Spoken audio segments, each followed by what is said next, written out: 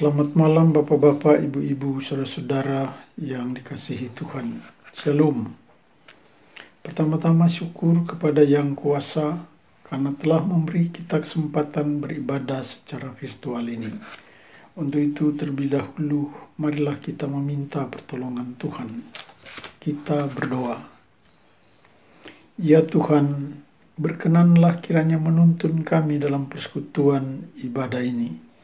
Biarlah firman-Mu menjadi berkat untuk mencerahkan sikap dan perilaku beriman kami. Dalam nama Tuhan Yesus Kristus kami memohon. Amin. Dasar renungan firman diambil sesuai daftar bacaan Sabda Bina Umat, yaitu dari kitab Yesaya 40 ayat 9-11. Demikian bunyinya. Hai Sion, pembawa kabar baik, naiklah ke atas gunung yang tinggi. Hai Yerusalem, pembawa kabar baik, nyaringkanlah suaramu kuat-kuat. Nyaringkanlah suaramu, jangan takut. Katakanlah kepada kota-kota Yehuda, lihat itu Allahmu. Lihat itu Tuhan Allah. Ia datang dengan kekuatan dan dengan tangannya ia berkuasa. Lihat, mereka yang menjadi upah jeripayanya ada bersama-sama dia, dan mereka yang diperolehnya berjalan di hadapannya. Seperti seorang gembala, ia menggembalakan kawanan ternaknya dan menghimpunkannya dengan tangannya. Anak-anak domba di pangkunya, induk-induk domba dituntunnya dengan hati-hati. Demikianlah pembacaan Alkitab. Haleluya. Saudara-saudara, pada tahun 1972 saya memulai pendidikan teologi bersama teman-teman seangkatan. Menurut tradisi institusi, sebelum aktivitas perkuliahan dimulai, terlebih dahulu diadakan persekutuan doa selama beberapa hari berturut-turut. Setiap mahasiswa baru diperkenalkan dan diminta memberi kesaksian mengapa mau menjadi hamba Tuhan. Di antara semua penyampaian, saya terkesan pada kisah seorang teman yang dengan gamblang mengungkapkan pengalaman masa lalunya yang ia isi dengan perbuatan-perbuatan kelam. Ia bergabung menjadi anggota gangster, bahkan memimpin gengnya yang berkibat. Ia sering berurusan dengan aparat hukum, sehingga ia berkali-kali juga dipenjara. Yang menarik perhatian saya dari kisahnya ialah tentang pembaruan hidupnya. Dari seorang penjahat, sebagai pembunuh, perampok, pemerkosa, dan lain-lain, kemudian ia memutuskan mau menjadi pemberita Injil, kebenaran. Bagaimana ceritanya? Menurut kesaksiannya bahwa saat menjadi pesakitan di penjara, ia kerap didatangi oleh seorang ibu anggota tim pelayanan khusus. Setiap kali ibu itu mau berbicara kepadanya, tanpa belas kasihan, ia dengan perawakannya yang tinggi besar mengusir ibu itu keluar dengan cara mendorongnya. Tetapi heran katanya, meskipun diperlakukan sedemikian, ibu itu tetap saja mendatanginya. Pada kali terakhir, sewaktu ibu itu bangun berdiri dan berbalik untuk meninggalkannya, ia menangkap tangan ibu itu, lalu bertanya, "Mengapa ibu masih mau mendatangiku, padahal aku selalu memperlakukan ibu dengan kasar? Mengapa, ibu?"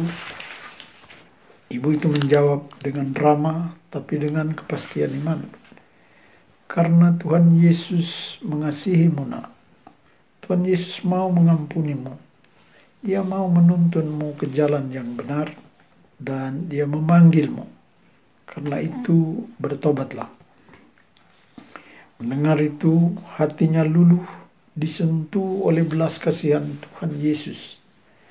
Dan berkat kerja kuasa Roh Kudus, saat itu ia teringat pada penderitaan mamanya yang berduka menyaksikan perbuatannya yang jahat. Ia teringat nasihat-nasihat yang diberikan mamanya tapi selalu ia abaikan. Ia membayangkan mamanya yang tetap mengasihinya, kendati pun ia tidak mempedulikannya. Ia mengenang cinta kasih mamanya yang selalu mendoakannya. Lalu ia melihat dirinya yang begitu hina, menderita, terpenjara akibat dosa-dosanya. Maka dengan berurai air mata, ia menyatakan, "Baiklah Bu, kalau Tuhan masih mengasihiku dan mengampuni, saya berjanji akan berhenti dari perbuatan-perbuatan kelam ini, akan meninggalkan dosa-dosaku, dan bila lepas dari belenggu penjara ini, saya mau menjadi hamba Tuhan."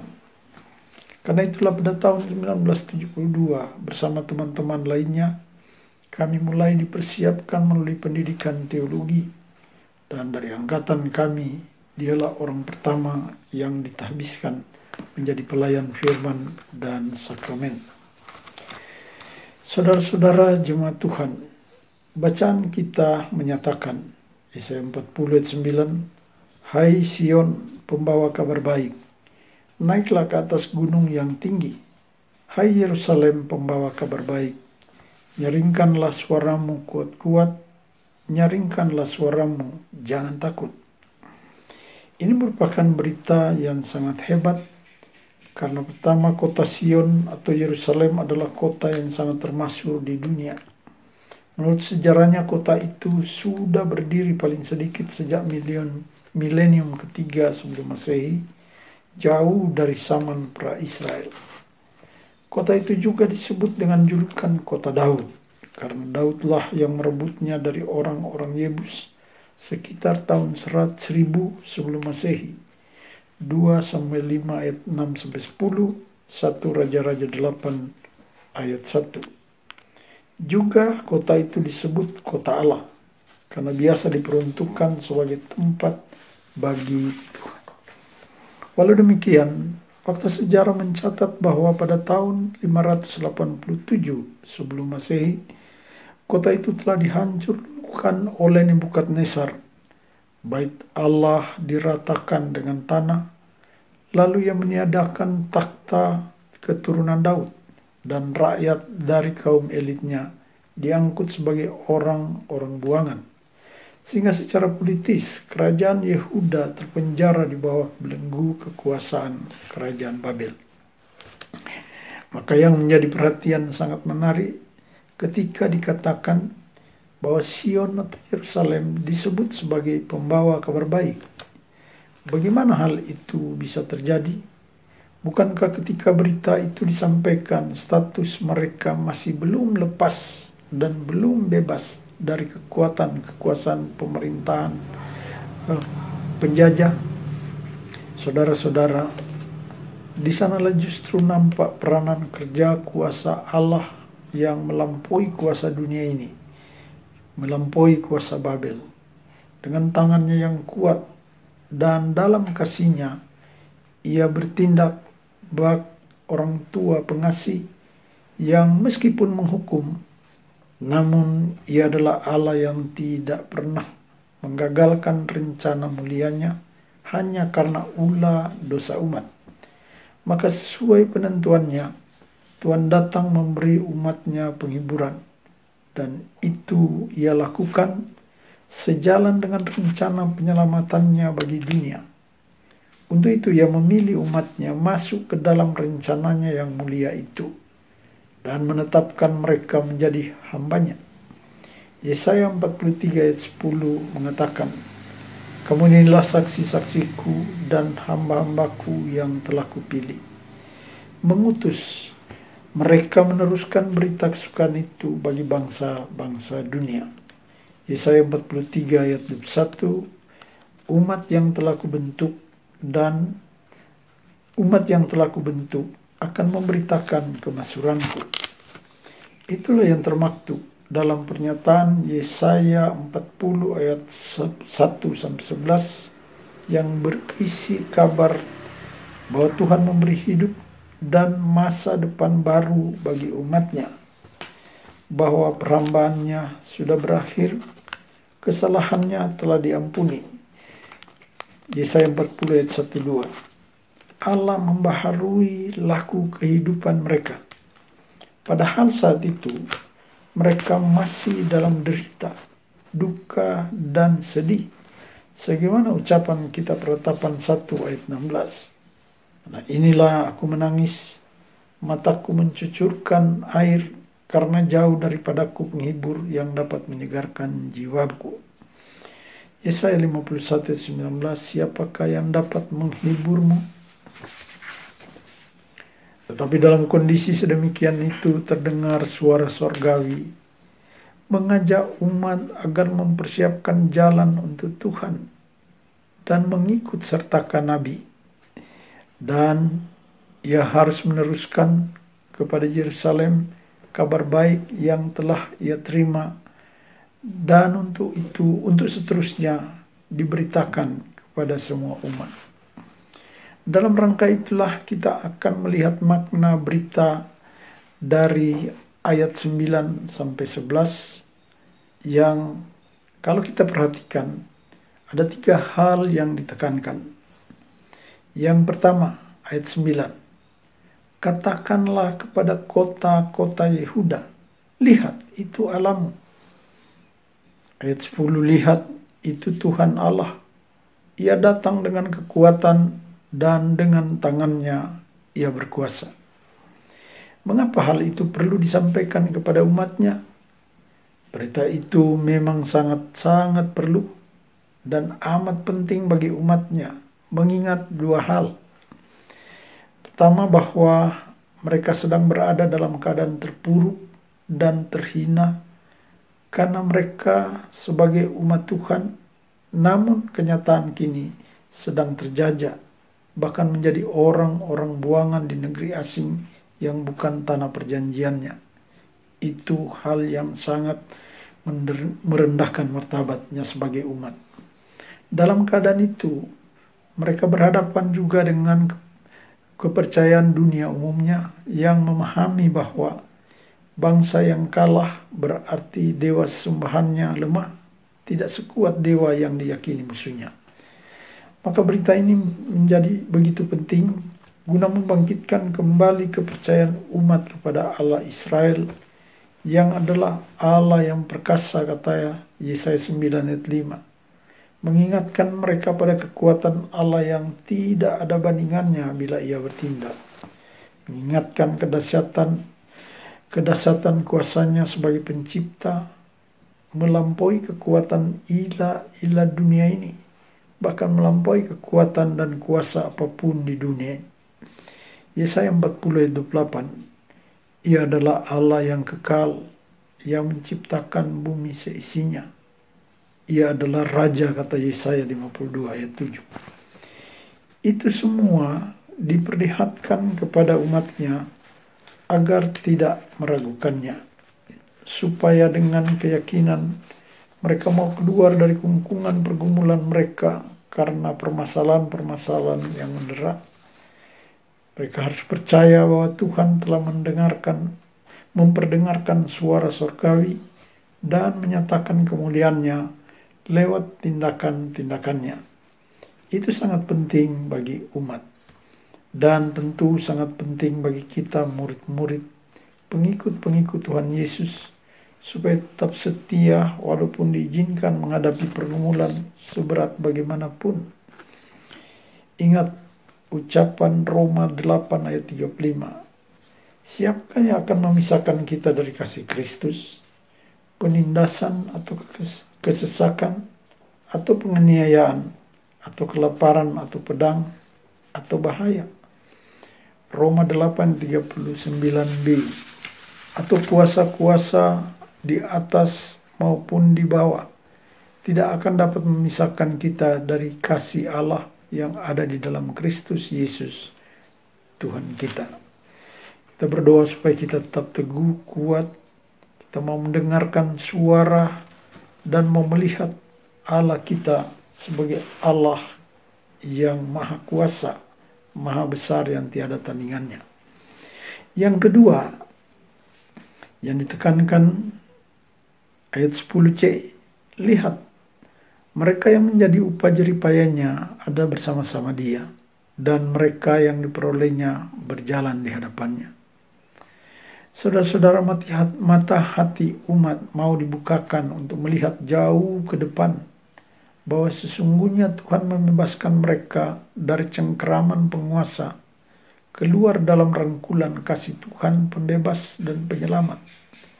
Sebagaimana ia melepaskan umat dari kekuasaan perbudakan Firaun di Mesir, demikianlah sejarah menyatakan kembali bagaimana ia membebaskan mereka dari genggaman kekuasaan Babel dengan caranya yang unik dan luar biasa, lalu menuntun mereka berjalan di hadapan Tuhan Juru Selamatnya. Mereka dilepaskan, meninggalkan belenggu derita kehinaan, menuju jalan berpengharapan, berkat anugerah Maha Pengasih dan Pengampun, sebab bukan untuk selamanya ia mendam. Ini yang dia lakukan sampai kini. Dia tetap menanti, bahkan ia berbuat untuk menghimpun umatnya, mengembalikan umatnya pada tempat yang sesungguhnya yang telah diberikan oleh Tuhan. Yang ketiga, yang ditekankan adalah Tuhan itu adalah gembala umatnya. Ayat 11 mengatakan, seperti seorang gembala yang menggembalakan ternaknya dan menghimpunkan mereka dengan tangannya. Anak-anak domba di pangkunya, induk-induk domba dituntunnya dengan hati-hati.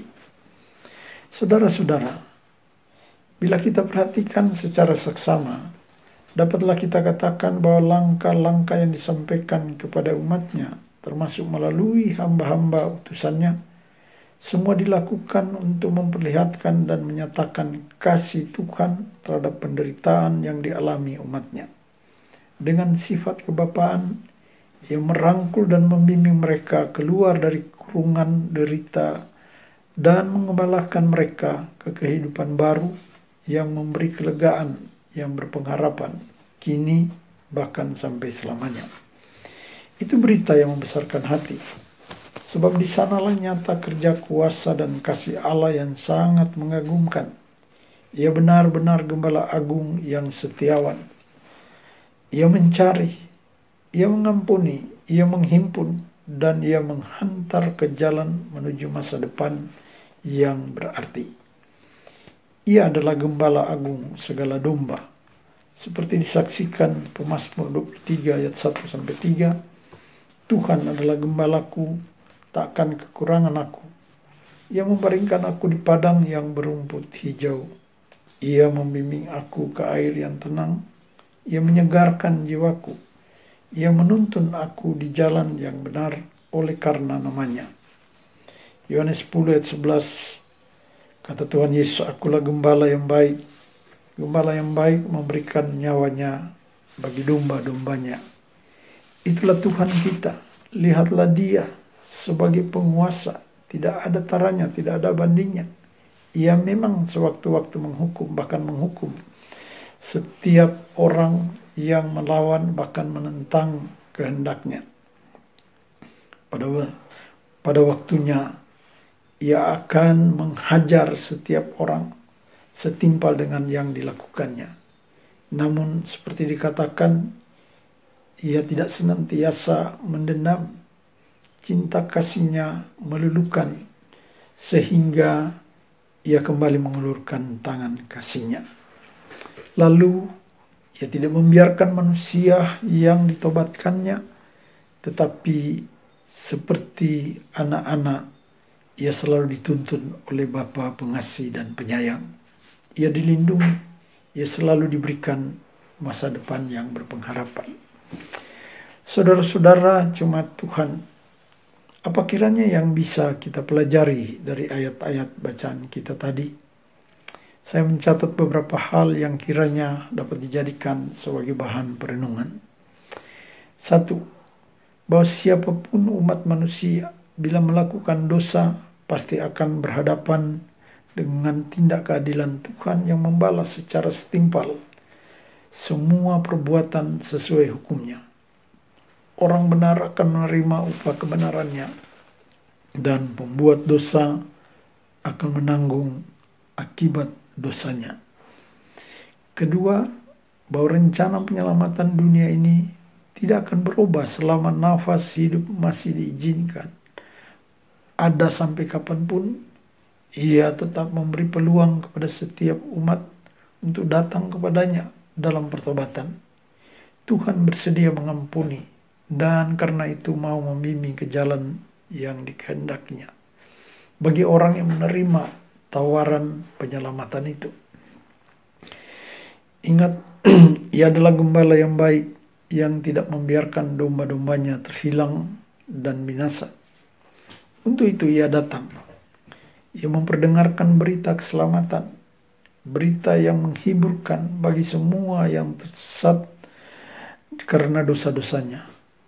Dan Ia mengulurkan tangan pertolongan bagi yang terkurung dalam derita akibat persoalan-persoalan kehidupan yang tidak mampu diatasinya sendiri.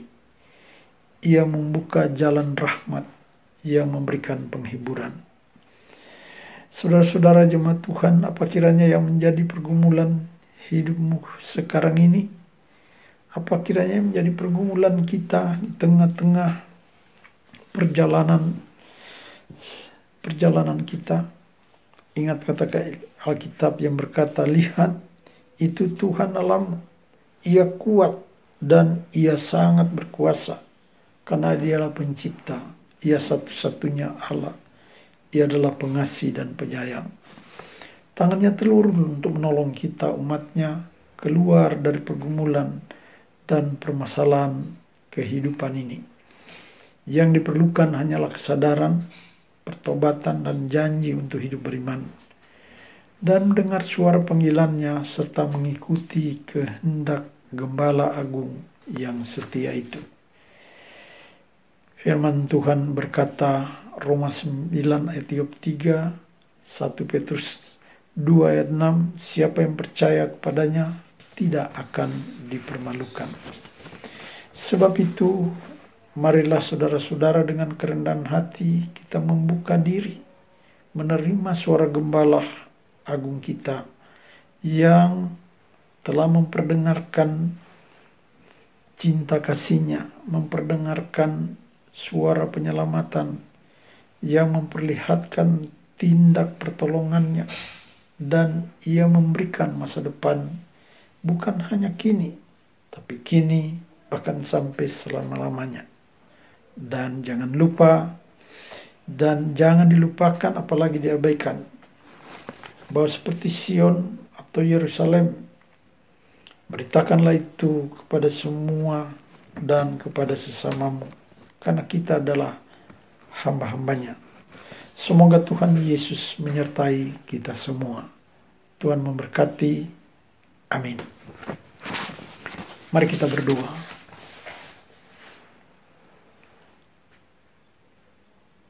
Ya Tuhan, terima kasih banyak untuk berkenan-Mu mengizinkan kami merenungkan kebenaran Tuhan ini.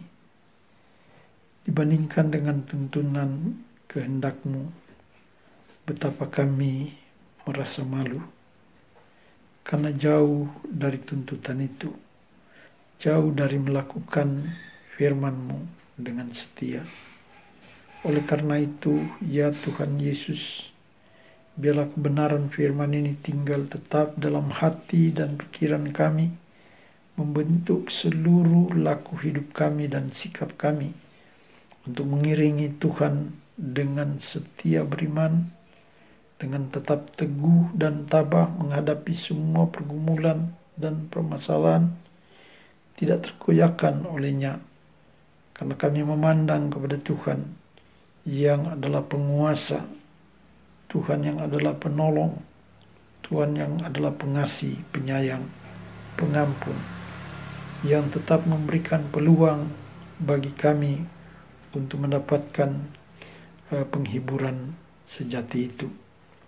Karena itu ya Tuhan Yesus, mohon Roh Kudus-Mu memeteraikan firman ini di dalam hati kami masing-masing, supaya dalam perjalanan hidup ke depan kami tetap melakukan dan berjalan sesuai dengan kehendak-Mu.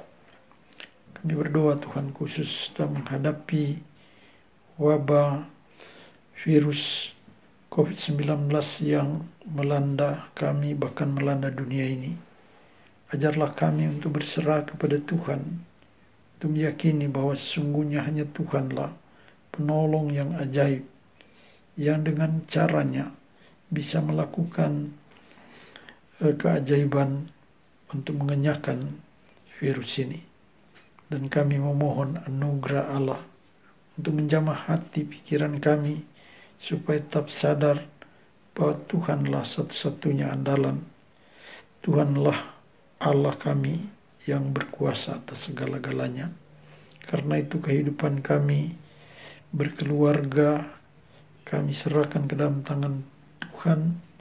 Ya Tuhan mau campur tangan, mau memimpin, mau memberkati kami masing-masing secara pribadi dan keluarga kami.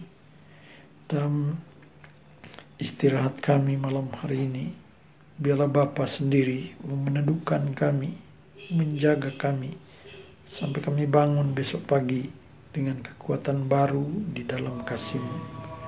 Dalam nama Tuhan Yesus, Juru Selamat kami yang hidup, kami naikkan permohonan doa kami ini. Amin. Demikianlah kiranya Tuhan menyertai kita semua. Amin.